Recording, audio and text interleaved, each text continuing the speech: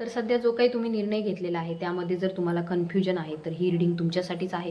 तर दिसून येतं आहे आत्तापर्यंत तुम्ही निगेटिव्ह एनर्जीशी डील करत होता. तुमच्या जीवनामध्ये जे कोणी पर्सन होते किंवा जे काही नाते होते, रिश्ते होते, जेथे तुम्ही वर्क करत होता, जॉब करत होतात, बिझनेस करत होतात, तेथे खूप जास्त निगेटिव्ह एनर्जीज होती. खूप जास्त एक डेव्हिल एनर्जी होती अँड ती तुम्हाला नेहमी कंट्रोल करण्याचा प्रयत्न करत होती. तुमच्यावरती एक प्रकारे निगेटिव्ह एनर्जी सेंड करत होते आणि तुम्हाला कुठेतरी अडकवून ठेवण्याचा प्रयत्न करत होती. परंतु तुम्ही निर्णय घेतलात बदल करण्याचा तेथून, तर त्यामध्ये डिवाईन तुम्हाला येथे गाईड करत आहे. जो काही निर्णय घेतला तो चांगला घेतलेला आहे. भविष्याच्या दृष्टीने एक नवीन सुरुवात तुमच्या जीवनामध्ये येत आहे.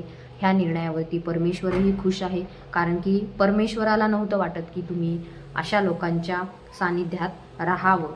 सो डिवाईन तुम्हाला इथे गाईड करत आहे की जो काही निर्णय तुम्ही घेतला तर त्यामध्ये तुम्हाला सक्सेसफुल डिवाईन करताना येथे दिसून येत आहे. परंतु यामध्ये डिवाईन तुम्हाला हेही गाईड करत आहे की यापुढे तुम्हाला कोणाच्याही इन्फ्लुअन्समध्ये राहायचं नाही आहे, कोणाच्याही निगेटिव्ह एनर्जीमध्ये राहायचं नाही आहे, तर फक्त तुम्हाला परमात्मा परमेश्वराशीच निगडीत राहायचं आहे. आपण जन्म घेतल्याच्या नंतर विसरून जातो परमात्म्याला, परमेश्वराला आपल्या, परंतु ह्या जगामध्ये आपलं फक्त कोणी असेल तर तो आपला भगवंतच आहे. त्यामुळे इतर कुणाकडूनही काहीही अपेक्षा ठेवायची नाही आहे आपल्याला.